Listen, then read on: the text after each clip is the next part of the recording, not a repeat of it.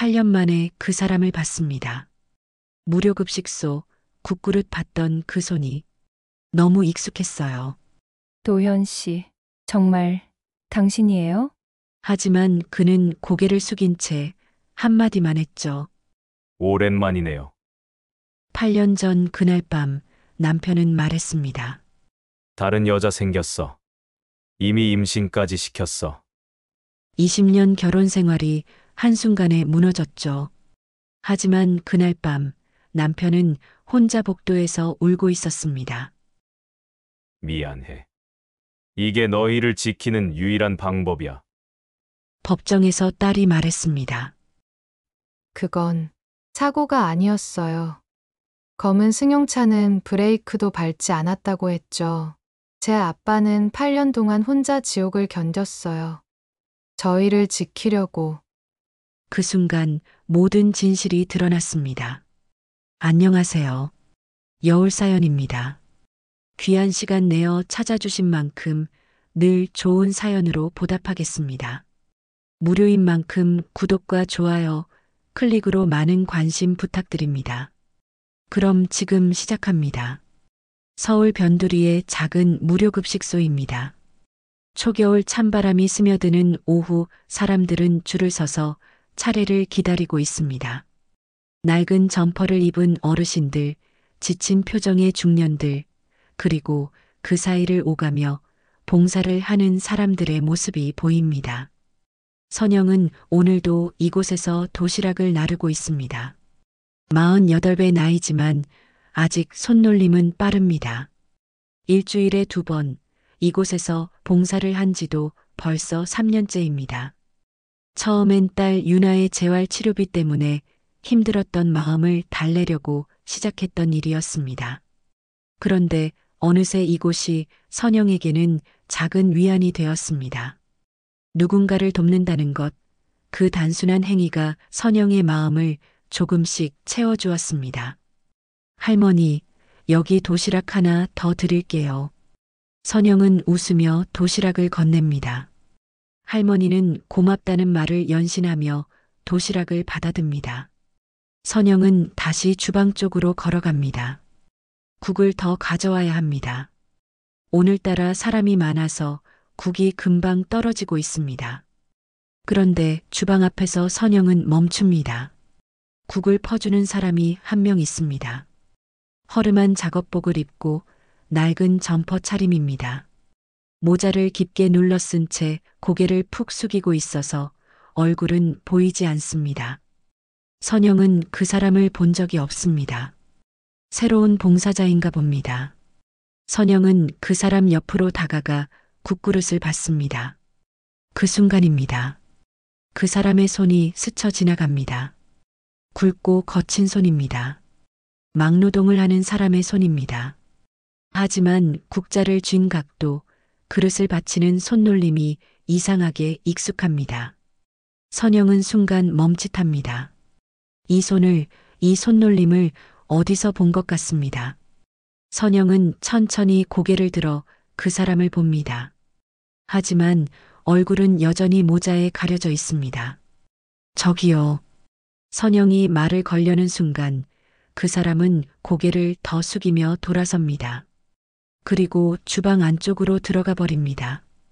선영은 그 자리에 서서 그 사람의 뒷모습을 바라봅니다. 뭔가 이상합니다. 분명히 처음 보는 사람인데 왜 이렇게 마음이 불편한지 모르겠습니다. 손놀림이, 걸음걸이가 뭔가 낯설지 않습니다. 선영은 고개를 젓습니다. 아니겠죠. 그럴 리가 없습니다. 하지만 그날 저녁 집으로 돌아가는 길에도 선영은 계속 그 사람을 떠올립니다. 그 손을, 그 뒷모습을 떠올립니다. 며칠이 지나도 그 사람은 다시 나타나지 않습니다. 선영은 다른 봉사자들에게 물어봅니다. 저기요, 지난주에 국 퍼주시던 분 계셨잖아요. 남자분이요. 아, 그분? 처음 오셨던 것 같은데요. 이름도 안 남기시고 가셨어요. 선영은 더 이상 묻지 않습니다. 하지만 마음 한구석이 계속 불편합니다. 그리고 2주일이 지난 어느 날입니다. 선영은 다시 급식소에 왔습니다. 오늘은 유난히 날씨가 춥습니다. 사람들도 평소보다 더 많이 모여 있습니다.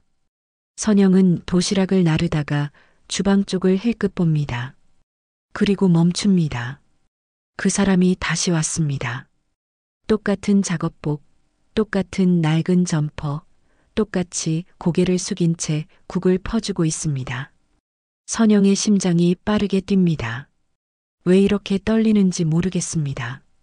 선영은 천천히 그 사람에게 다가갑니다. 이번엔 제대로 봐야겠습니다. 얼굴을 봐야겠습니다. 선영은 국그릇을 받으려고 손을 뻗습니다. 그 사람이 국자로 국을 떠서 그릇에 담습니다.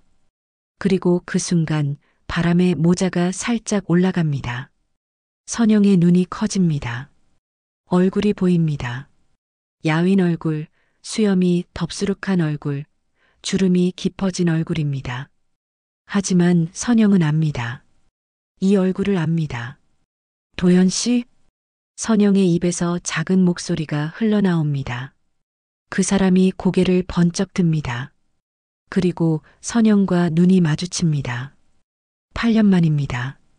8년 만에 선영은 도연과 마주했습니다. 시간이 멈춘 것 같습니다. 주변의 소음이 사라진 것 같습니다. 선영과 도연은 그렇게 서로를 바라봅니다. 도연의 눈에 눈물이 고입니다. 선영의 손이 떨립니다. 도연 씨, 정말 당신이에요? 선영의 목소리가 떨립니다. 도연은 고개를 숙입니다. 그리고 작은 목소리로 대답합니다. 오랜만이네요. 선영의 눈에서 눈물이 흐릅니다. 8년 만에 듣는 목소리입니다. 8년 만에 보는 얼굴입니다. 선영은 국그릇을 바닥에 떨어뜨립니다. 그릇이 바닥에 부딪혀 깨지는 소리가 울립니다. 주변 사람들이 놀라 쳐다봅니다. 하지만 선영은 신경 쓰지 않습니다. 선영은 도연의 멱살을 잡습니다. 어떻게 여기 나타날 수 있어요? 뻔뻔하게. 선영의 목소리가 커집니다. 주변 사람들이 더 많이 모여듭니다. 도연은 고개를 숙인 채 대답하지 않습니다. 대답해요. 왜 여기 있어요? 도연은 천천히 입을 뗍니다. 미안해요. 그 말을 듣는 순간 선영의 가슴이 터질 것 같습니다. 8년 만에 듣는 사과입니다. 하지만 이 사과가 뭘 의미하는지 선영은 모릅니다. 선영은 도연의 멱살을 놓습니다. 그리고 뒤로 물러섭니다. 나 먼저 갈게요. 선영은 급식소를 빠져나갑니다. 눈물이 계속 흐릅니다. 선영은 걸으면서도 계속 눈물을 닦습니다. 왜 울고 있는지 모르겠습니다. 화가 나는지 슬픈지 아니면 그리웠는지 모르겠습니다. 선영은 집으로 돌아갑니다. 문을 열고 들어서자 유나가 휠체어를 타고 거실에 있습니다. 엄마, 왜 이렇게 늦었어요? 무슨 일 있어요? 유나가 걱정스러운 표정으로 묻습니다. 선영은 웃으려고 합니다. 하지만 웃음이 나오지 않습니다. 아니야, 유나야. 괜찮아. 선영은 방으로 들어갑니다. 그리고 침대에 앉아 다시 눈물을 흘립니다. 도연을 봤습니다. 8년 만에 도연을 봤습니다. 그 사람이 왜 거기 있었는지, 왜 그렇게 초라한 모습이었는지 선영은 모릅니다. 하지만 한 가지는 압니다. 그 사람의 눈에도 눈물이 고여 있었다는 것을요. 8년 전 2월의 어느 저녁이었습니다. 도연의 집 식탁에는 따뜻한 저녁 식사가 차려져 있었습니다. 김이 모락모락 피어오르는 된장찌개, 갓 구운 고등어, 그리고 선영이 직접 담근 김치가 놓여 있었습니다. 평범한 저녁 식사였습니다. 지난 20년간 이 가족이 매일 함께했던 그런 평범한 저녁이었습니다. 선영은 밥을 푸면서 웃고 있었습니다. 오늘 유나가 모의고사 성적이 잘 나왔다고 좋아했거든요. 유나는 고등학교 3학년이었습니다. 대학 입시를 앞두고 있었죠. 요즘 유나는 매일 밤늦게까지 공부를 했습니다. 선영은 그런 딸이 대견하면서도 걱정스러웠습니다. 유나야, 너무 무리하지 마. 건강이 먼저야. 괜찮아요, 엄마. 나 대학 꼭 붙을 거예요. 그래서 아빠한테 꼭 감사 인사해야지. 유나는 휴대폰을 보며 웃고 있었습니다. 친구들과 메시지를 주고받는 모양이었습니다. 17살 소녀의 밝은 웃음이 집안을 가득 채웠습니다. 도연은 숟가락을 들었다가 천천히 내려놓았습니다. 손이 떨렸습니다. 오늘 아침 도연은 상구에게서 문자를 받았습니다. 상구는 도연의 외삼촌이었습니다. 도연이 다니는 회사의 회장이기도 했죠. 상구는 도연을 친아들처럼 아껴줬습니다. 도연도 그 은혜를 잊지 않고 성실히 일했습니다. 하지만 2주일 전 도연은 회사 서버에서 이상한 파일을 발견했습니다. 이중장부였습니다. 수백억 원대의 비자금 조성, 유령 회사를 통한 횡령 증거였습니다. 도연은 상구를 찾아가 물었습니다. 상구는 웃으며 말했습니다. 도연아, 넌 똑똑한 애야. 그래서 내가 널 믿는 거고. 도연은 거절했습니다. 이건 범죄라고 말했습니다. 그러자 상구의 얼굴이 차갑게 변했습니다. 도연아, 가족이란 건 서로 감싸주는 거야. 내 와이프 선영이, 딸 유나. 계속 건강하게 지내려면 넌 입 다물고 있어야 해. 도연은 그 말을 듣고 섬뜩했습니다. 협박이었습니다. 가족을 건드리겠다는 협박이었습니다. 도연은 고민했습니다. 이틀 밤을 꼬박 세웠습니다. 그리고 결심했습니다. 이건 범죄니까 신고해야 한다고요. 도연은 몰래 증거를 USB에 복사했습니다. 검찰에 익명 제보를 준비했습니다. 하지만 상구는 이미 알고 있었습니다. 폐쇄회로 텔레비전으로 도연의 행동을 감시하고 있었던 겁니다.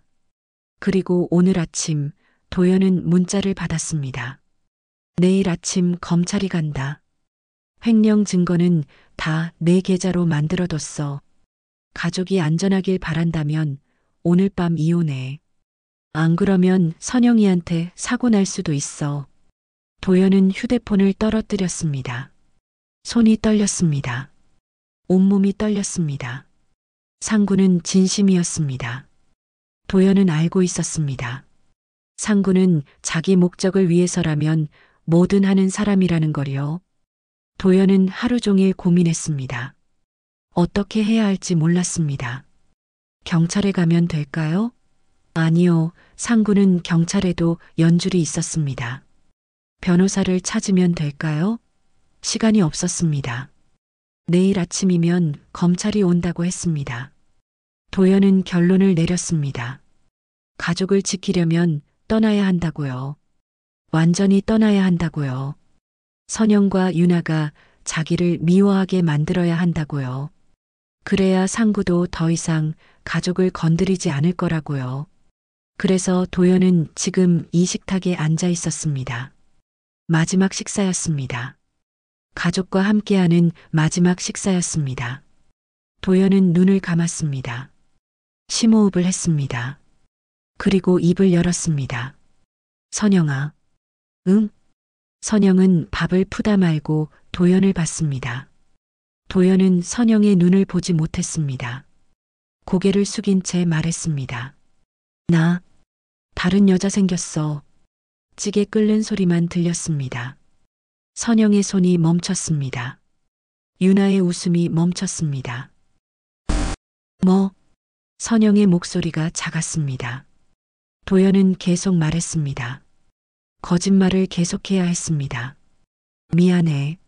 내일 짐 싸서 나갈게. 유나의 휴대폰이 바닥에 떨어졌습니다. 쿵 소리가 집안에 울렸습니다. 선영은 숟가락을 내려놓았습니다. 그리고 천천히 물었습니다. 지금 장난하는 거지? 도연은 고개를 저었습니다.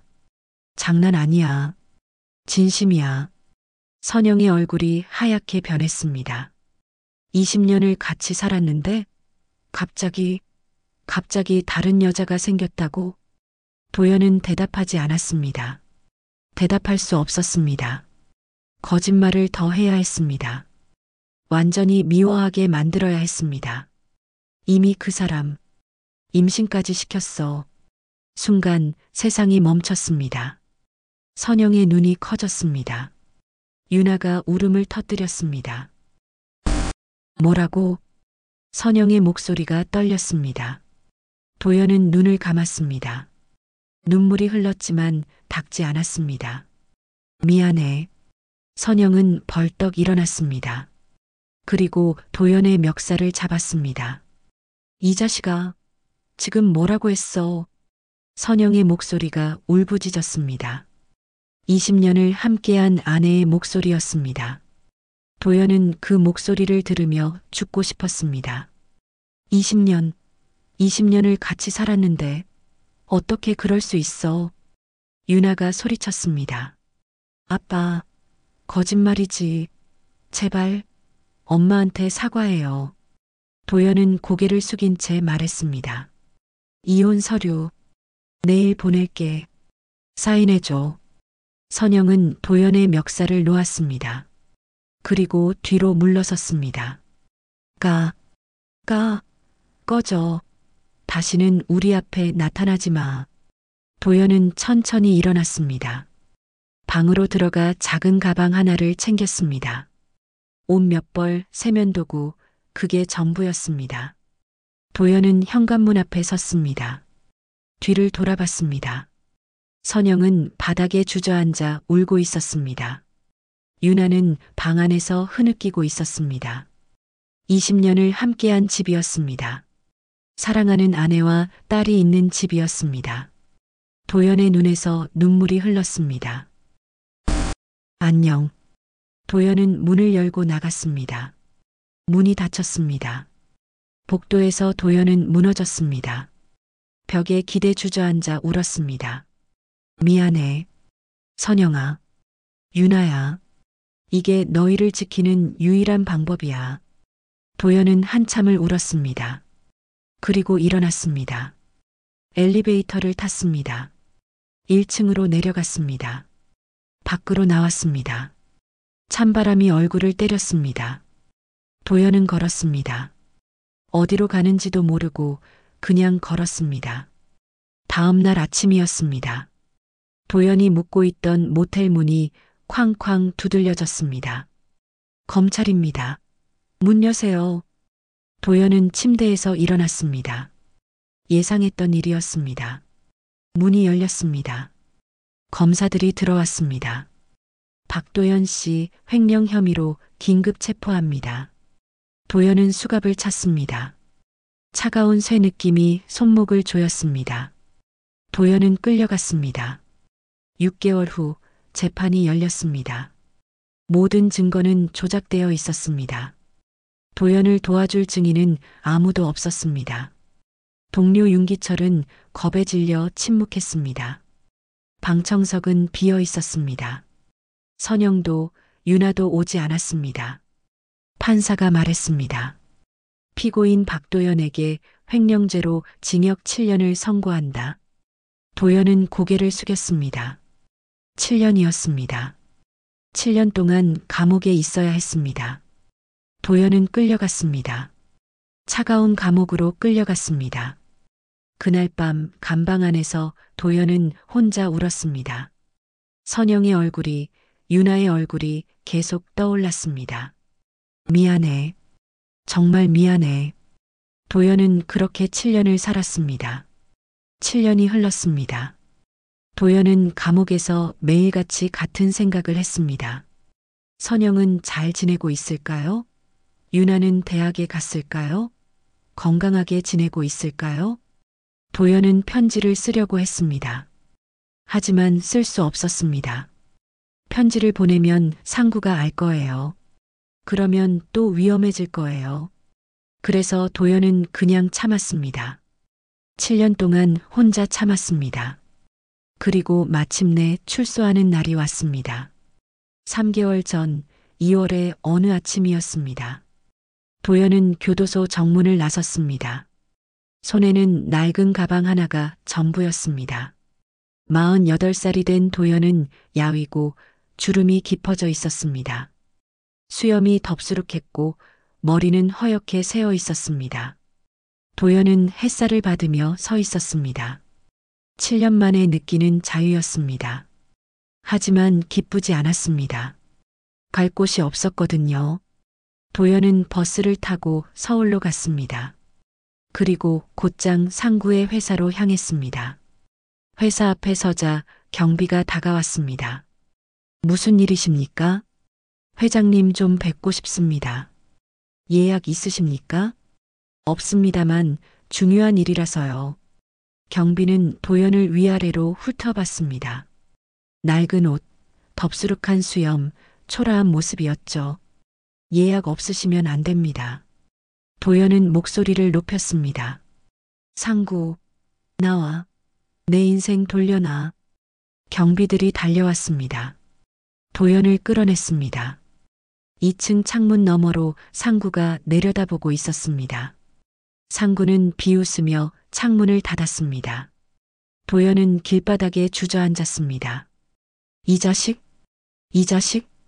도연은 주먹으로 땅을 쳤습니다. 하지만 아무것도 바뀌지 않았습니다. 도연은 일어났습니다. 그리고 걸었습니다. 도연은 구로구의 한쪽 방촌에 방을 얻었습니다.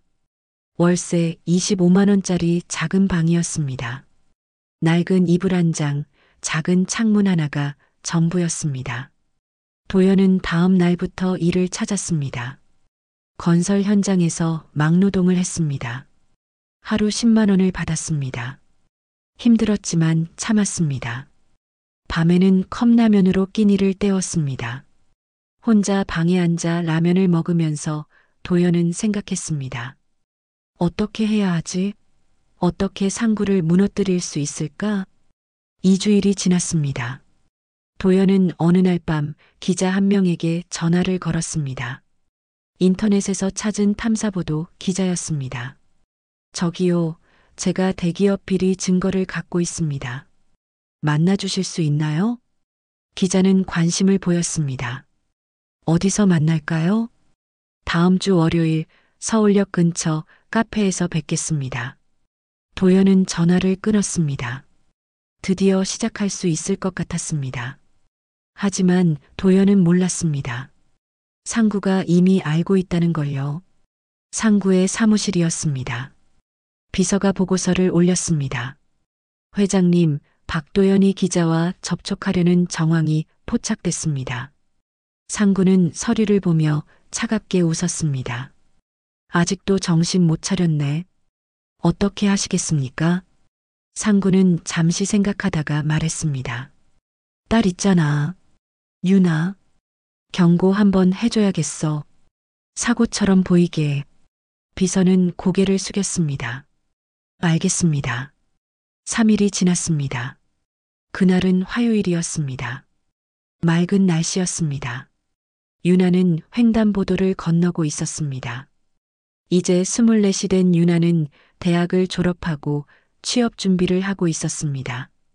오늘은 면접이 있는 날이었습니다. 유나는 이어폰을 끼고 음악을 듣고 있었습니다. 신호는 초록불이었습니다. 유나는 천천히 횡단보도를 건넜습니다. 그때였습니다. 검은 승용차 한 대가 빠른 속도로 달려왔습니다.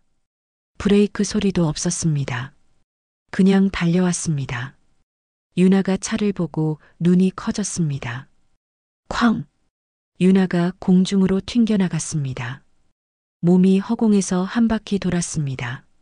그리고 바닥에 떨어졌습니다. 비명소리가 터졌습니다. 사람들이 달려왔습니다. 누가 구급차 좀 불러주세요. 저 차, 도망가요. 검은 승용차는 그대로 달아났습니다. 번호판이 폐쇄회로 텔레비전에 찍혔지만 상관없었습니다. 상구는 이미 그것도 처리할 방법을 알고 있었으니까요. 유나는 바닥에 쓰러져 있었습니다. 머리에서 피가 흘렀습니다. 눈을 감고 있었습니다. 구급차가 도착했습니다. 유나를 실어 날랐습니다. 그날 저녁이었습니다. 도연은 쪽방에서 컵라면을 먹고 있었습니다. 텔레비전을 켰습니다. 뉴스가 나왔습니다. 서울 한복판에서 교통사고가 발생했습니다. 24세 여성이 횡단보도를 건너다 승용차에 치여 중태에 빠졌습니다. 현장을 목격한 시민들은 차가 고의로 들이받은 것 같았다고 증언했습니다. 화면에 구급차가 보였습니다. 그리고 바닥에 떨어진 가방이 보였습니다. 도연은 라면 그릇을 떨어뜨렸습니다. 그 가방을 알고 있었습니다. 유나가 고등학교 졸업할 때 도연이 사준 가방이었습니다. 유나야? 도연은 텔레비전에 더 가까이 다가갔습니다. 화면이 바뀌었습니다. 폐쇄회로 텔레비전 영상이 나왔습니다. 검은 승용차가 보였습니다. 번호판이 확대됐습니다. 도연은 그 번호를 알고 있었습니다. 상구회사 소유 차량이었습니다. 도연의 다리에 힘이 풀렸습니다. 무릎이 꺾였습니다. 바닥에 주저앉았습니다. 아니야. 아니야. 하지만 현실이었습니다. 도연은 머리를 쥐어뜯었습니다. 내 탓이다. 내가 기자한테 연락해서 내가 죽였어. 도연은 머리를 바닥에 찧었습니다. 한 번, 두 번, 세 번. 이마에서 피가 났지만 상관없었습니다. 미안해. 유나야. 아빠가 미안해. 아빠가 죽였어. 도연은 그렇게 밤새 울었습니다. 다음 날 도연은 병원을 찾았습니다. 중환자실 앞에 섰습니다. 유리문 너머로 유나가 보였습니다.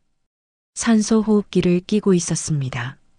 온몸에 붕대가 감겨 있었습니다.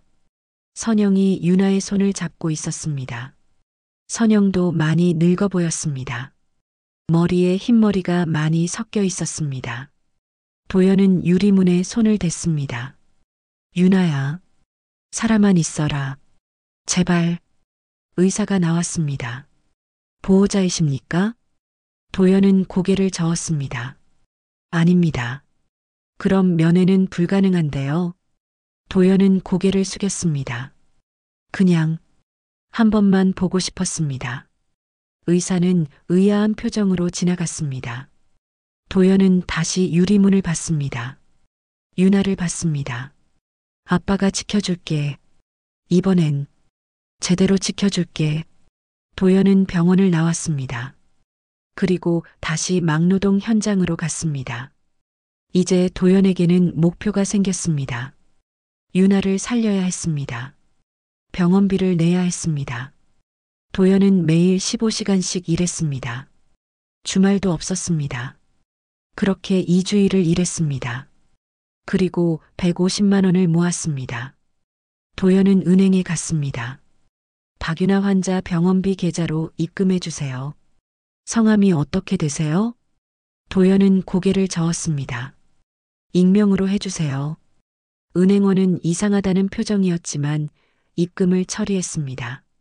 도연은 매주 그렇게 입금했습니다. 50만 원, 80만 원, 100만 원. 일할 수 있는 만큼 일하고 번 돈을 모두 입금했습니다. 밤에는 병원 밖에서 중환자실 창문을 바라봤습니다. 유나가 보이는지 확인했습니다. 어느 날 밤 간호사가 자리를 비운 틈에 도연은 조용히 중환자실에 들어갔습니다. 유나의 손을 조심스럽게 잡았습니다. 차가웠습니다. 유나의 손이 너무 차가웠습니다. 도연은 눈물을 흘렸습니다. 유나야, 아빠야, 미안해. 정말 미안해. 유나의 손가락이 희미하게 떨렸습니다. 도연은 놀라 손을 놓았습니다. 그리고 황급히 밖으로 나왔습니다. 도연은 그렇게 2달을 보냈습니다. 그리고 유나가 깨어났다는 소식을 들었습니다. 도연은 병원 밖에서 울었습니다. 기쁨의 눈물이었습니다. 살았구나. 유나가 살았구나. 하지만 도연은 병원 안으로 들어가지 않았습니다. 들어갈 수 없었습니다. 도연은 그저 멀리서 지켜봤습니다. 그리고 계속 일했습니다. 계속 병원비를 입금했습니다. 선영은 며칠 동안 잠을 제대로 자지 못했습니다. 급식소에서 도연을 본 이후로 머릿속이 복잡했거든요. 왜 도연이 거기 있었을까요? 왜 그렇게 초라한 모습이었을까요? 그리고 왜 눈에 눈물이 고여 있었을까요? 선영은 8년 전 그날 밤을 떠올렸습니다. 도연이 다른 여자를 임신시켰다고 말했던 그날을요. 선영은 그날 이후로 도연을 미워했습니다. 배신자라고 생각했습니다. 하지만 지금은 뭔가 이상했습니다. 도연의 눈빛이 자꾸 떠올랐습니다. 그 슬픈 눈빛이요. 선영은 며칠 후 다시 급식소에 갔습니다. 혹시 도연이 또 올까 싶어서요. 그리고 도연은 왔습니다. 똑같은 작업복, 똑같은 낡은 점퍼를 입고 국을 퍼주고 있었습니다. 선영은 천천히 다가갔습니다. 심장이 빠르게 뛰었습니다. 도연 씨, 도연이 고개를 들었습니다. 그리고 선영을 봤습니다. 선영 씨, 얘기 좀 할 수 있을까요? 도연은 잠시 망설이다가 고개를 끄덕였습니다. 두 사람은 급식소 밖 벤치에 앉았습니다. 찬바람이 불었습니다. 하지만 두 사람 모두 신경 쓰지 않았습니다. 선영이 먼저 입을 열었습니다. 유나 병원비, 당신이 냈죠? 도연은 고개를 숙였습니다. 어떻게 하셨어요? 은행 입금 기록 봤어요. 구로구 은행에서 매주 입금됐더라고요. 그래서 이 근처 급식소를 찾아다녔어요. 도연은 대답하지 않았습니다. 선영의 목소리가 떨렸습니다. 왜 그랬어요? 왜 병원비를 냈어요? 우릴 버리고 떠난 사람이. 왜? 도연은 눈을 감았습니다. 유나가 괜찮아요?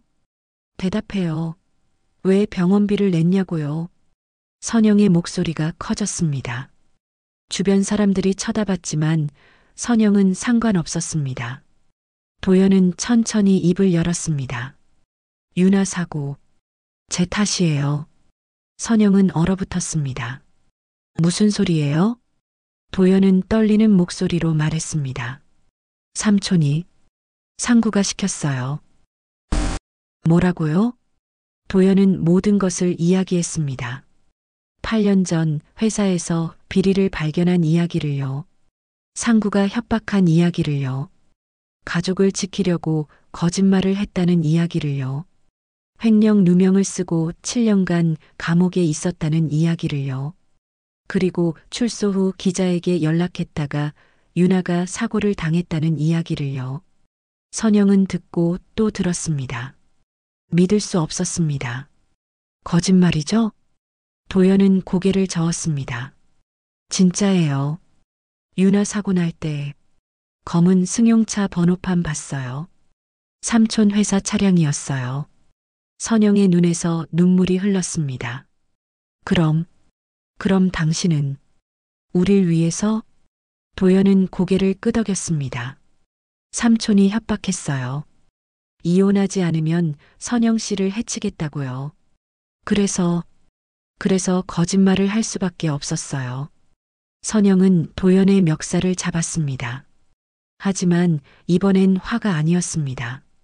왜 말을 안 했어요? 왜 혼자 견뎠어요? 도연은 눈물을 흘렸습니다. 말하면 더 위험해질까 봐요. 삼촌은 진심이었어요. 정말로 해칠 사람이에요. 선영은 도연을 끌어안았습니다. 그리고 울었습니다. 바보야. 두 사람은 그렇게 한참을 울었습니다. 8년 동안 참았던 눈물을 쏟아냈습니다. 한참 후 선영이 물었습니다. 그럼 이제 어떻게 할 거예요? 도연은 고개를 저었습니다. 모르겠어요. 증거도 없고 저는 이미 전과자고.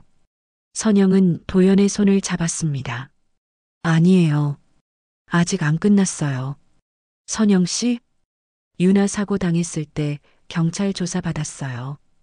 폐쇄회로 텔레비전 영상도 있대요. 그 차량 추적하면 뭔가 나올 거예요. 도연은 고개를 저었습니다. 삼촌은 이미 다 처리했을 거예요. 경찰에도 사람이 있어요. 그럼 다른 방법을 찾아야죠. 그때 선영의 휴대폰이 울렸습니다. 선영은 전화를 받았습니다. 여보세요? 선영 씨? 저 윤기철입니다. 선영은 놀랐습니다. 윤기철은 도연의 옛 동료였습니다. 8년 전 도연이 구속될 때 함께 일했던 사람이었죠. 윤기철 씨? 어떻게 제 번호를? 도연이 형? 혹시 만나셨나요? 선영은 도연을 봤습니다.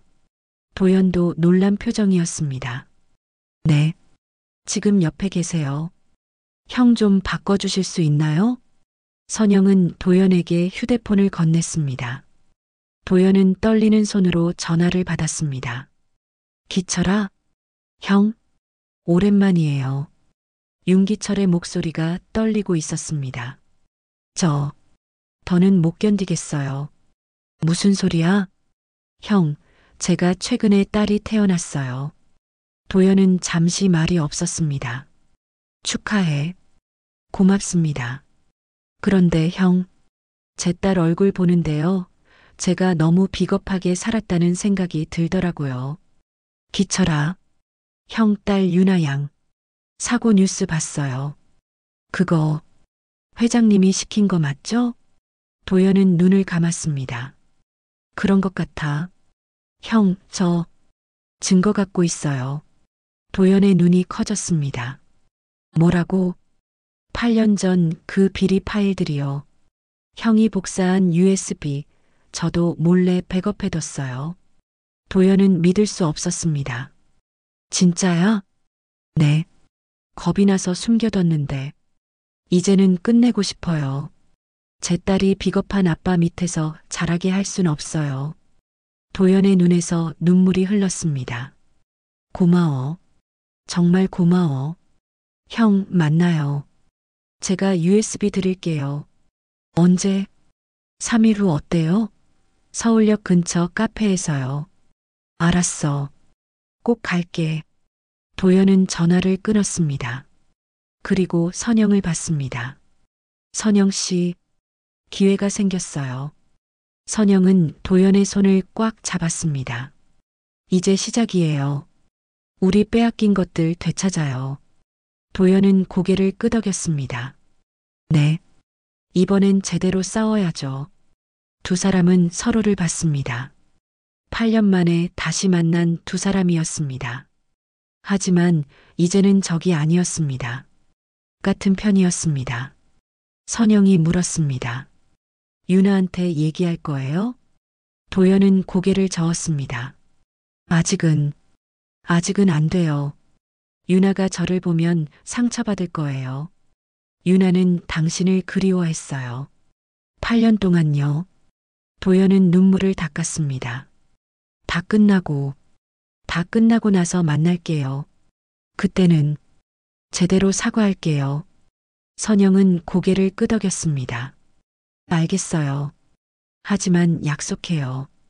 이번엔 혼자 싸우지 마세요. 우리 함께해요. 도연은 선영의 손을 잡았습니다. 고맙습니다. 정말 고맙습니다. 두 사람은 그렇게 앉아 있었습니다. 찬바람이 불었지만 따뜻했습니다. 8년 만에 다시 만난 두 사람은 이제 함께 싸울 준비가 되었습니다. 상구를 무너뜨릴 준비가 되었습니다. 3일 후 도연과 선영은 약속 장소로 향했습니다. 윤기철을 만나러 가는 길이었습니다. 희망이 보이기 시작했습니다. 3일이 지났습니다. 도연과 선영은 서울역 근처 카페 앞에 서 있었습니다. 오후 3시였습니다. 사람들이 오가는 복잡한 거리였습니다. 도연은 긴장했습니다. 손에 땀이 났습니다. 괜찮으실 거예요. 선영이 도연의 손을 꽉 잡았습니다. 도연은 고개를 끄덕였습니다. 두 사람은 카페 안으로 들어갔습니다. 구석자리에 한 남자가 앉아 있었습니다. 윤기철이었습니다. 42의 윤기철은 야위어 보였습니다. 얼굴에는 피곤한 기색이 역력했습니다. 하지만 눈빛만은 또렷했습니다. 형? 윤기철이 일어났습니다. 도연과 마주 섰습니다. 기철아. 두 사람은 껴안았습니다. 8년 만에 재회였습니다. 고생 많았죠, 형. 너도 힘들었겠다. 두 사람은 자리에 앉았습니다. 선영도 함께 앉았습니다. 윤기철은 가방에서 작은 USB 하나를 꺼냈습니다.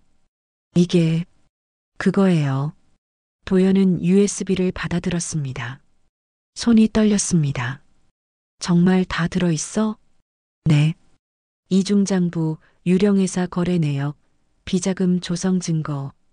다 있어요. 선영이 물었습니다. 이걸로 상구를 고발할 수 있나요? 윤기철은 고개를 끄덕였습니다. 충분해요. 검찰이 제대로 조사만 하면 회장님은 끝이에요. 도연은 USB를 꽉 쥐었습니다. 고마워, 기철아. 정말 고마워. 아니에요, 형. 제가 진작 이랬어야 했는데 8년 동안 비겁하게 살았어요. 윤기철의 목소리가 떨렸습니다. 제 딸 얼굴 보는데 너무 부끄럽더라고요. 이렇게 살면 안 되겠다 싶었어요. 선영이 말했습니다. 용기 내주셔서 감사합니다. 윤기철은 웃었습니다. 하지만 눈가에 눈물이 맺혔습니다. 그때였습니다. 카페 밖에 검은 승용차 한 대가 멈췄습니다. 선영이 창밖을 봤습니다. 저거. 차에서 정장 입은 남자 둘이 내렸습니다. 선글라스를 끼고 있었습니다. 카페 쪽으로 걸어오고 있었습니다. 도연은 직감했습니다. 기철아, 뒤쪽으로 나가. 네. 빨리. 세 사람은 자리에서 벌떡 일어났습니다. 뒤쪽 비상구로 달렸습니다. 정장 남자들이 카페 안으로 들어왔습니다. 주변을 둘러봤습니다. 하지만 세 사람은 이미 빠져나간 뒤였습니다. 도연, 선영, 윤기철은 뒷골목으로 달렸습니다. 숨이 찼습니다. 하지만 멈추지 않았습니다. 한참을 달린 후에야 멈췄습니다. 후. 세 사람은 숨을 헐떡였습니다. 저 사람들, 회장님이 보낸 거예요? 윤기철이 물었습니다. 도연은 고개를 끄덕였습니다. 그런 것 같아. 삼촌이 우리를 감시하고 있었어. 선영이 걱정스러운 표호로 말했습니다. 이제 어떡하죠? 상구가 알고 있으면. 일단 안전한 곳으로 가요. 제 쪽방으로 가죠. 세 사람은 도연의 쪽방으로 갔습니다. 좁은 방이었지만 일단 안전했습니다. 도연은 USB를 컴퓨터에 꽂았습니다. 파일들을 확인했습니다. 정말 다 있었습니다. 이중장부, 거래 내역, 비자금 조성 증거까지요. 이걸로 검찰에 고발하면 돼요. 윤기철이 말했습니다. 하지만 도연은 고개를 저었습니다. 삼촌은 검찰에도 사람이 있어. 그냥 고발하면 또 무마될 거야. 그럼 어떻게 해요? 선영이 물었습니다. 도연은 생각했습니다. 언론에 먼저 공개해야 해. 뉴스에 나가면 검찰도 어쩔 수 없이 조사할 거야. 어느 언론사로 갈까요? 제가 아는 탐사보도 기자가 있어요. 믿을 만한 사람이에요. 도연은 전화를 꺼냈습니다. 하지만 윤기철의 휴대폰이 먼저 울렸습니다. 윤기철은 전화를 받았습니다. 여보세요? 전화기 너머로 아기 우는 소리가 들렸습니다. 그리고 여자의 비명소리가 들렸습니다. 윤기철의 얼굴이 하얗게 변했습니다. 여보. 전화가 끊겼습니다. 그리고 문자가 왔습니다. 사진이었습니다. 창고 안에 묶여있는 여자와 아기였습니다. 윤기철의 아내와 딸이었습니다. 윤기철은 비명을 질렀습니다. 안 돼. 우리 애가 그때 도연의 휴대폰이 울렸습니다. 발신자 표시는 없었습니다. 도연은 전화를 받았습니다. 여보세요? 오랜만이네, 도연아. 차가운 목소리였습니다. 상구였습니다. 도연의 얼굴이 굳었습니다. 삼촌, 지금 윤기철이랑 같이 있지? USB 받았어? 도연은 대답하지 않았습니다. 상구가 웃었습니다. 내가 널 얼마나 오래 봤는데. 바보여, 너. 이제 끝이에요. 증거 다 있어요. 그래. 그럼 저 엄마랑 아기는 어쩔래? 도연은 이를 악물었습니다. 그 사람들은 아무 상관 없잖아요. 상관 있지. 윤기철이 배신했으니까. 상구의 목소리가 더 차가워졌습니다. 도연아, 내가 선택해. USB를 나한테 주고 입 다물 거야. 아니면 저 가족이 다칠 거야. 제발, 너 혼자 와. 내일 밤 12시 서울 외곽 폐공장. 혼자. 경찰 부르면 이 가족 다 죽어. 전화가 끊겼습니다. 윤기철이 도연을 붙잡았습니다. 형, 우리 집사람이랑 애가. 도연은 주먹을 쥐었습니다. 내가 간다. 선영이 소리쳤습니다. 안 돼요. 그거 함정이에요. 알아요.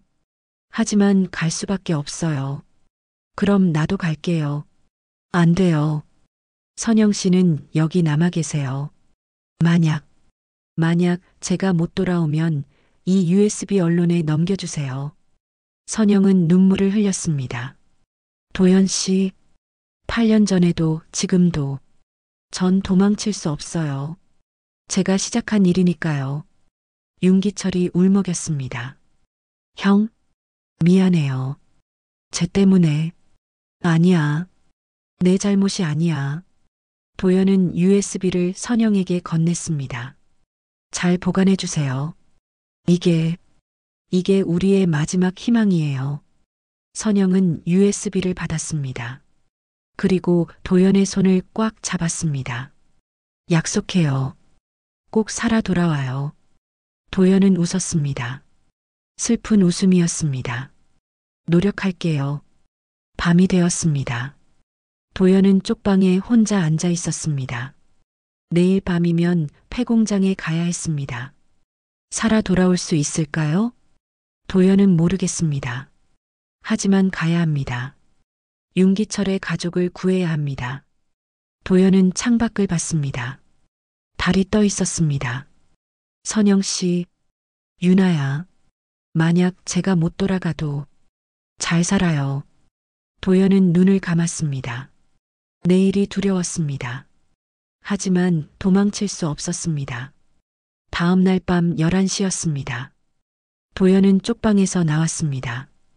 검은 점퍼를 입고 모자를 눌렀었습니다. 손에는 USB가 아닌 빈 USB를 쥐고 있었습니다. 진짜는 선영에게 맡겼습니다. 계단을 내려가는데 선영이 서 있었습니다. 선영 씨, 왜 여기? 선영은 도연을 붙잡았습니다. 정말 가실 거예요? 가야죠. 윤기철 가족을 구해야 해요. 혼자 가면 위험해요. 도연은 선영의 손을 잡았습니다. 괜찮아요. 제가 조심할게요. 거짓말 마세요. 당신 눈빛 봤어요. 못 돌아올 수도 있다고 생각하고 있잖아요. 도연은 대답하지 못했습니다. 선영은 휴대폰을 꺼냈습니다. 제가 경찰에 신고할게요. 경찰이 함께 가면. 도연은 선영의 휴대폰을 막았습니다. 안 돼요. 삼촌은 경찰 부르면 가족 죽인다고 했어요.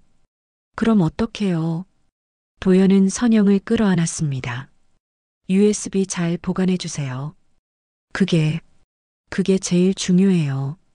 선영은 눈물을 흘렸습니다. 도연 씨, 제가 만약 못 돌아오면 유나 잘 부탁드려요. 그런 말하지 마세요. 도연은 선영을 놓았습니다. 그리고 걸어갔습니다. 선영은 그 뒷모습을 바라봤습니다. 눈물이 계속 흘렀습니다. 하지만 선영은 그냥 서 있지 않았습니다. 선영은 휴대폰을 꺼냈습니다. 그리고 전화를 걸었습니다. 여보세요, 경찰청인가요? 밤 12시였습니다. 서울 외곽의 폐공장이었습니다. 달빛만이 희미하게 건물을 비추고 있었습니다. 깨진 유리창, 녹슨 철골, 황량한 풍경이었습니다. 도연은 천천히 공장 안으로 걸어 들어갔습니다. 심장이 빠르게 뛰었습니다. 손에 땀이 났습니다. 공장 안쪽에서 불빛이 켜졌습니다. 상구가 서 있었습니다. 여전히 말끔한 정장을 입고 있었습니다. 주변에는 정장 입은 부하 5명이 서 있었습니다. 그리고 한쪽에는 의자에 묶인 윤기철의 아내와 아기가 있었습니다. 왔구나. 상구가 웃었습니다. 도연은 천천히 다가갔습니다. 사람들 풀어주세요. USB 먼저. 도연은 주머니에서 USB를 꺼냈습니다. 그리고 던졌습니다. 상구가 USB를 받아들었습니다. 부하에게 건넸습니다. 확인해봐. 부하가 노트북에 USB를 꽂았습니다. 파일을 열었습니다. 회장님, 빈 파일입니다. 상구의 얼굴이 굳었습니다. 뭐? 도연은 웃었습니다. 진짜는 이미 안전한 곳에 있어요. 상구는 이를 악물었습니다. 이 자식이 날 2번 속였어? 삼촌이 먼저 저를 속였잖아요. 8년 전에요. 상구가 손짓했습니다. 부하 하나가 칼을 꺼냈습니다. 도연아, 난 너를 아들처럼 키웠어. 그런데 넌 날 배신했지. 도연은 고개를 저었습니다. 배신한 건 삼촌이에요. 저한테 누명 씌우고 제 딸을 죽이려 했잖아요. 그건 내가 먼저 나를 배신해서야. 가족끼리 감싸줘야지 왜 신고를 하려 해?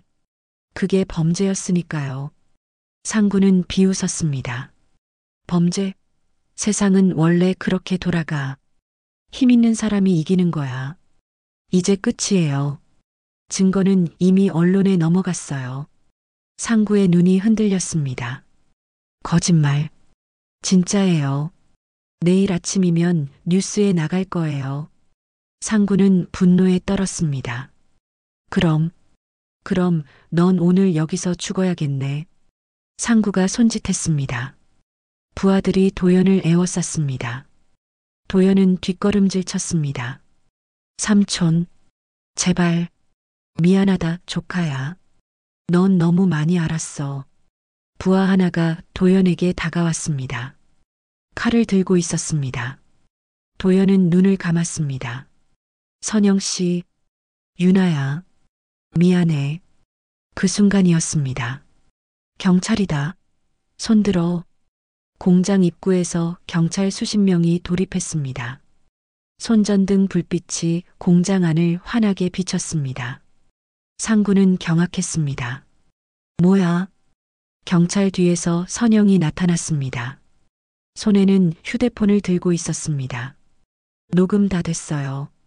선영의 휴대폰 화면에는 통화 중이라고 표시되어 있었습니다. 경찰청과 연결되어 있었습니다. 도연과 상구의 대화가 실시간으로 경찰에게 전송되었던 겁니다. 상구는 분노에 떨었습니다. 2년이 경찰이 달려와 상구와 부하들을 제압했습니다. 살인 교사 및 감금 혐의로 체포한다. 상구는 수갑을 찼습니다. 차가운 쇠 느낌이 손목을 조였습니다. 박도연, 이 배신자 새끼. 상구가 소리쳤습니다. 도연은 상구를 차갑게 바라봤습니다. 진짜 배신자는 삼촌이었어요. 경찰이 상구를 끌고 나갔습니다. 상구는 계속 소리쳤지만 아무도 신경 쓰지 않았습니다. 윤기철의 아내와 아기가 풀려났습니다. 구급대원들이 달려와 상태를 확인했습니다. 다행히 다친 곳은 없었습니다. 도연은 그 자리에 주저앉았습니다. 다리에 힘이 풀렸습니다. 선영이 달려왔습니다. 도연 씨. 선영은 도연을 끌어안았습니다. 괜찮아요. 도연은 눈물을 흘렸습니다. 선영 씨, 고마워요. 정말 고마워요. 바보. 혼자 죽으러 올 뻔했잖아요. 미안해요. 걱정 끼쳐서. 두 사람은 그렇게 한참을 안고 있었습니다. 경찰 한 명이 다가왔습니다. 박도연 씨, 증거 USB 제출해 주셔야 합니다. 선영은 가방에서 USB를 꺼냈습니다. 여기 있어요. 경찰은 USB를 받았습니다. 감사합니다. 이걸로 박상구를 제대로 조사하겠습니다. 도연은 고개를 끄덕였습니다. 부탁드립니다. 공장 밖으로 나왔습니다. 밤 공기가 차가웠습니다. 하지만 상쾌했습니다. 윤기철이 달려왔습니다. 아내와 아기를 안고 있었습니다. 형, 고맙습니다. 정말 고맙습니다. 윤기철은 울고 있었습니다.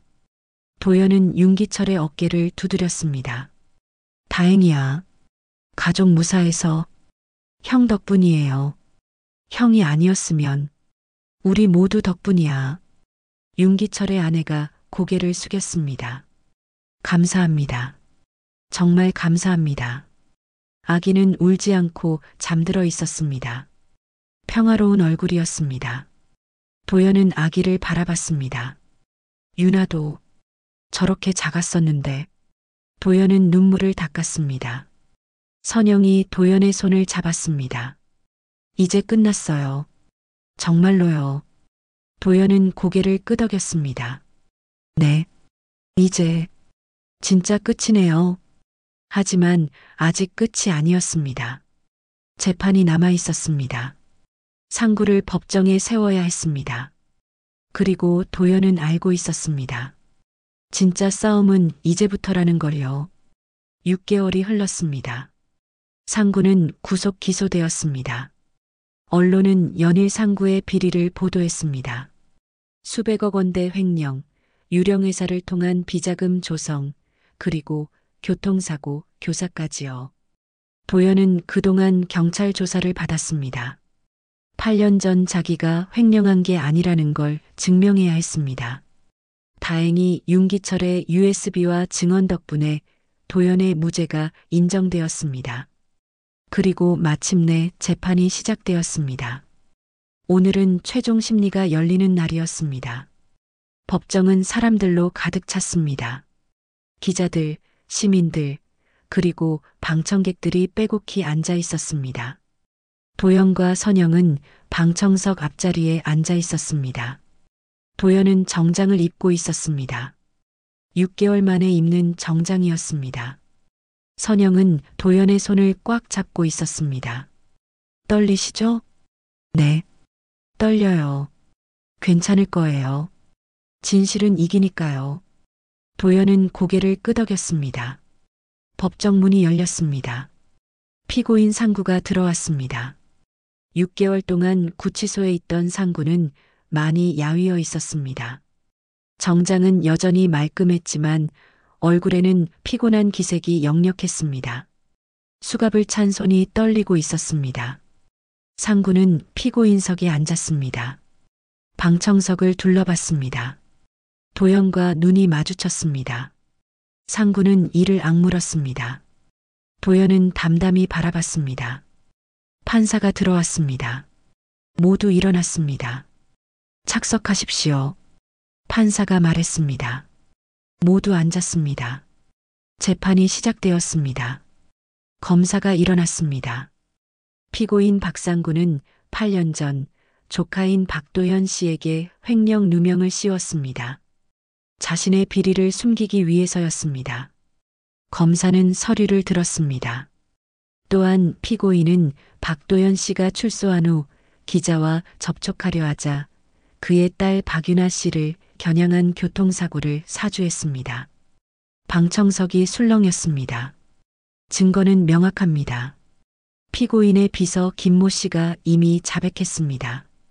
회장님이 유나 양을 사고 나게 하라고 지시했다고 증언했습니다.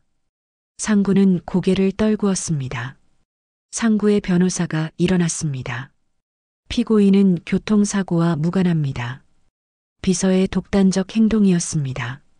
검사가 반박했습니다. 폐쇄회로 텔레비전 영상에 찍힌 차량은 피고인 소유입니다. 그리고 피고인이 폐공장에서 한 말이 녹음되어 있습니다.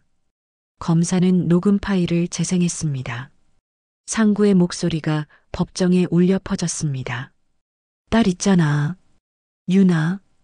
경고 한번 해줘야겠어. 방청석이 다시 술렁였습니다. 사람들이 웅성거렸습니다. 판사가 망치를 두드렸습니다. 정숙. 법정이 조용해졌습니다. 판사가 말했습니다. 증인을 불러주십시오. 법정 문이 열렸습니다. 휠체어를 탄 유나가 들어왔습니다. 도연은 숨이 멎었습니다. 유나야. 유나는 6개월 동안 재활 치료를 받았습니다. 많이 좋아졌지만 아직 걷지 못했습니다. 휠체어가 필요했습니다. 유나는 증인석 앞으로 갔습니다. 선영이 휠체어를 밀어주었습니다. 방청석이 조용해졌습니다. 모두 유나를 바라봤습니다. 판사가 물었습니다. 증인 성함과 나이를 말씀해 주십시오. 유나는 떨리는 목소리로 대답했습니다. 박유나입니다. 24입니다. 증인은 사고 피해자이시죠? 네. 사고 당시 상황을 말씀해 주시겠습니까? 유나는 심호흡을 했습니다. 손이 떨렸습니다. 하지만 유나는 용기를 냈습니다. 저는 횡단보도를 건너고 있었습니다. 신호는 초록불이었습니다. 유나의 목소리가 법정에 울렸습니다. 그런데 갑자기 검은 승용차가 제게 달려왔습니다. 브레이크 소리는 들리지 않았나요? 아니요. 브레이크 소리는 없었습니다. 차는 그냥 저를 향해 가속했습니다. 방청석에서 탄식 소리가 들렸습니다. 유나는 눈물을 흘렸습니다. 그건 사고가 아니었습니다. 판사가 물었습니다. 어떻게 확신하십니까? 운전자가 저를 똑바로 쳐다보고 있었어요. 그리고 핸들을 제 쪽으로 틀었어요. 저는 그걸 봤어요. 유나는 흐느꼈습니다. 선영이 유나에게 다가가 어깨를 감싸 안았습니다. 도연은 눈물을 흘렸습니다. 유나가 이렇게 힘들어하는 모습을 보는 게 너무 고통스러웠습니다. 유나는 눈물을 닦았습니다. 그리고 상구를 바라봤습니다. 제 아빠는 8년 동안 혼자 지옥을 견뎠습니다. 유나의 목소리가 떨렸습니다. 저희를 지키려고요. 그런데 저 사람은 아빠를 감옥에 보냈고 저를 죽이려 했습니다. 유나는 울먹였습니다. 이제 그만 끝내주세요. 제발. 방청석에서 박수가 터졌습니다. 사람들이 일어났습니다. 박수 소리가 법정을 가득 채웠습니다. 판사가 망치를 두드렸습니다. 정숙하십시오. 박수가 멈췄습니다. 사람들이 앉았습니다. 판사는 유나를 보았습니다. 용기 있는 증언 감사합니다. 유나는 고개를 숙였습니다. 선영은 유나를 데리고 방청석으로 돌아왔습니다. 도연 옆에 앉았습니다. 도연은 유나의 손을 잡았습니다. 유나야, 고생했어. 유나는 도연을 봤습니다. 8년 만에 제대로 보는 아빠의 얼굴이었습니다. 아빠. 유나는 도연을 안았습니다. 그리고 울었습니다. 보고 싶었어요. 정말 보고 싶었어요. 도연도 울었습니다. 나도야. 나도 보고 싶었어. 세 사람은 그렇게 안고 울었습니다. 8년 동안 참았던 눈물을 쏟아냈습니다. 판사가 말했습니다. 이제 판결을 선고하겠습니다. 법정이 조용해졌습니다. 모두 숨을 죽였습니다. 판사가 서류를 받습니다. 피고인 박상구. 상구가 일어났습니다. 피고인은 횡령죄, 위증교사죄, 살인교사죄, 감금죄로 기소되었습니다. 판사는 상구를 바라봤습니다. 증거는 명백합니다. 피고인의 범죄는 계획적이고 악질적이었습니다. 상구는 고개를 떨구었습니다. 따라서 본 재판부는 피고인에게 다음과 같이 선고합니다. 판사는 망치를 들었습니다. 징역 15년. 쾅! 망치가 내려쳤습니다. 방청석에서 환호성이 터졌습니다. 사람들이 일어나 박수를 쳤습니다. 상구는 무릎이 꺾였습니다. 피고인석에 주저앉았습니다. 아니야. 하지만 아무도 듣지 않았습니다. 경찰이 상구를 일으켰습니다. 끌고 나갔습니다. 상구는 도연을 봤습니다. 마지막으로 도연을 봤습니다. 도연은 담담히 바라봤습니다. 상구는 법정 밖으로 끌려갔습니다. 법정 밖이었습니다. 도연, 선영, 유나는 함께 나왔습니다. 햇살이 따뜻했습니다.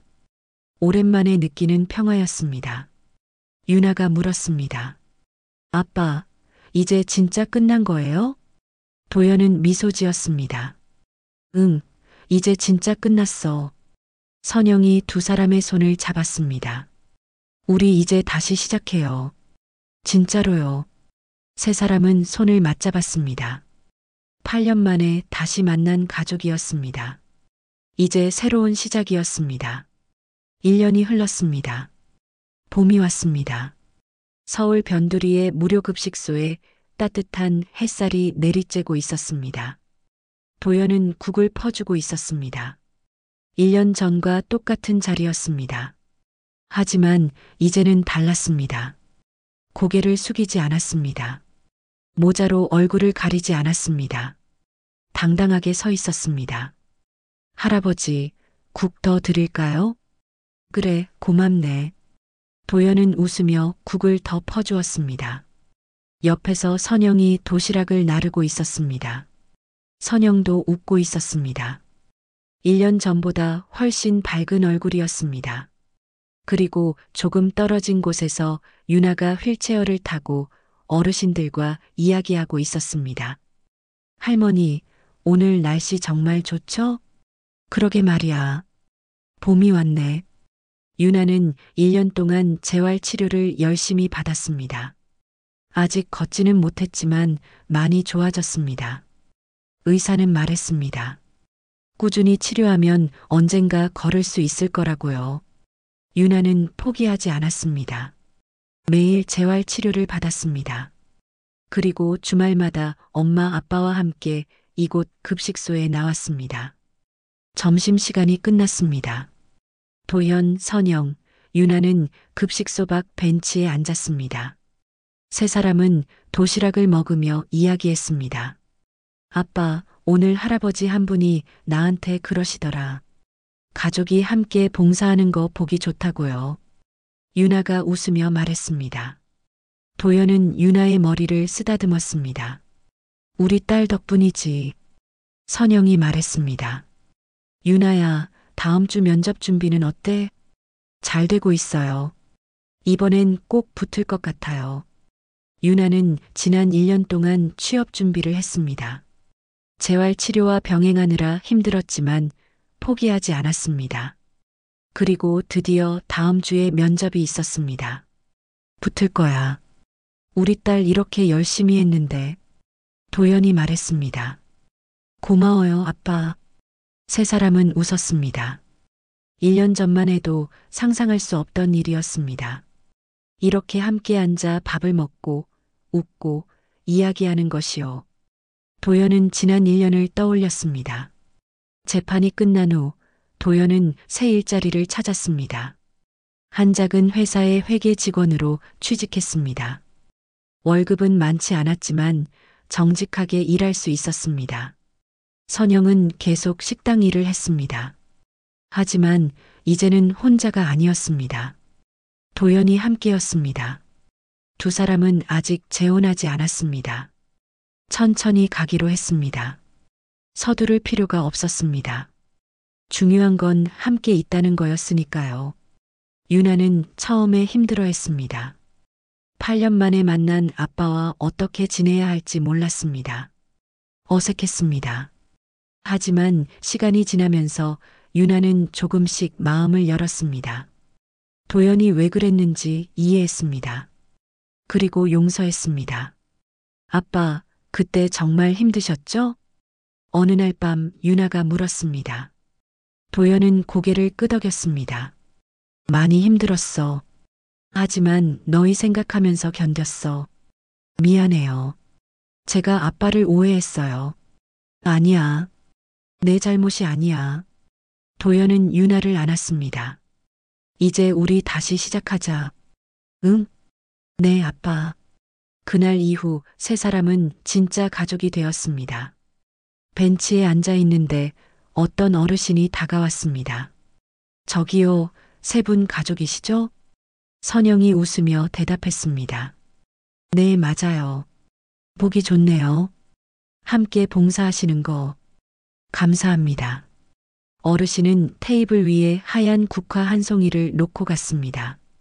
선영은 국화를 집어들었습니다. 국화네요. 도연이 말했습니다. 예쁘다. 유나도 꽃을 바라봤습니다. 선영은 꽃을 보며 말했습니다. 이제는 울지 말아요, 우리. 도연은 고개를 끄덕였습니다. 그래요. 이젠 웃어요. 유나도 웃었습니다. 응, 함께 웃어요. 세 사람은 서로를 봤습니다. 그리고 웃었습니다. 8년 동안 흘렸던 눈물이 있었습니다. 배신감, 슬픔, 고통이 있었습니다. 하지만 이제는 달랐습니다. 이제는 함께였습니다. 도연은 하늘을 봤습니다. 파란 하늘에 흰 구름이 떠 있었습니다. 다 끝났구나. 도연은 생각했습니다. 8년간의 긴 터널이 끝났습니다. 이제 빛이 보였습니다.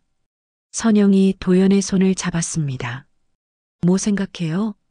아무것도요. 그냥 행복하다고 생각했어요. 선영은 미소 지었습니다. 저도요. 유나가 말했습니다. 저 다음 주에 면접 붙으면 우리 맛있는 거 먹으러 가요. 좋지. 어디 갈까? 아빠가 좋아하시는 대로 가요. 도연은 생각했습니다. 그럼 된장찌개 집 갈까? 엄마가 만든 것처럼 맛있는데. 선영이 웃었습니다. 제가 해드릴게요. 집에서. 정말요? 네. 우리 집에서 함께 먹어요. 세 사람은 다시 웃었습니다. 시간이 더 흘렀습니다. 해가 지고 있었습니다. 노을이 하늘을 물들이고 있었습니다. 급식소 앞 화단에는 하얀 국화들이 만발해 있었습니다. 도현, 선영, 유나는 벤치에 앉아 노을을 바라봤습니다. 예쁘다. 유나가 말했습니다. 그러게. 선영이 대답했습니다. 도연은 아무 말하지 않았습니다. 그냥 두 사람을 바라봤습니다. 사랑하는 아내와 딸이었습니다. 8년 동안 그리워했던 사람들이었습니다. 이제 다시 함께였습니다. 도연은 눈물이 났습니다. 하지만 슬픈 눈물이 아니었습니다. 행복한 눈물이었습니다. 왜 우세요? 유나가 물었습니다. 도연은 웃으며 눈물을 닦았습니다. 그냥 너무 좋아서. 선영도 눈물을 흘렸습니다. 저도요. 유나도 울었습니다. 저도 좋아요. 정말 좋아요. 세 사람은 안았습니다. 그리고 울었습니다. 행복한 눈물을 흘렸습니다. 노을은 점점 짙어졌습니다. 하늘이 붉게 물들었습니다. 그리고 어둠이 찾아왔습니다. 하지만 세 사람은 두렵지 않았습니다. 이제 함께니까요. 앞으로 어떤 어둠이 와도 함께 이겨낼 수 있었습니다. 세 사람은 손을 맞잡고 집으로 돌아갔습니다. 내일은 또 새로운 날이 시작될 것입니다. 하지만 이제는 두렵지 않습니다. 함께니까요. 그리고 사랑하니까요. 진실은 늦게 왔습니다. 8년이나 걸렸습니다. 하지만 결국 왔습니다. 그리고 이제 진짜 행복이 시작됩니다. 하얀 국화가 바람에 흔들렸습니다. 봄바람이 불었습니다. 따뜻했습니다. 희망이 보였습니다. 미래가 보였습니다. 그리고 사랑이 보였습니다. 세 사람의 웃음소리가 거리에 울려 퍼졌습니다. 행복한 웃음이었습니다. 진실은 늦게 오지만 반드시 옵니다. 그리고 진실이 오면 행복도 따라옵니다. 이것이 도현, 선영, 유나의 이야기였습니다. 배신과 슬픔을 넘어 다시 만난 가족의 이야기였습니다. 그리고 이제 그들의 새로운 이야기가 시작됩니다. 오늘 사연 마음에 남으셨나요? 재미있으셨다면 구독과 좋아요 눌러주시고 주변에 많은 공유 부탁드립니다. 나누고 싶은 이야기나 떠오른 추억이 있으시다면 댓글로 남겨주세요. 정성스럽게 답글로 함께하겠습니다. 오늘도 좋은 하루 보내세요. 감사합니다.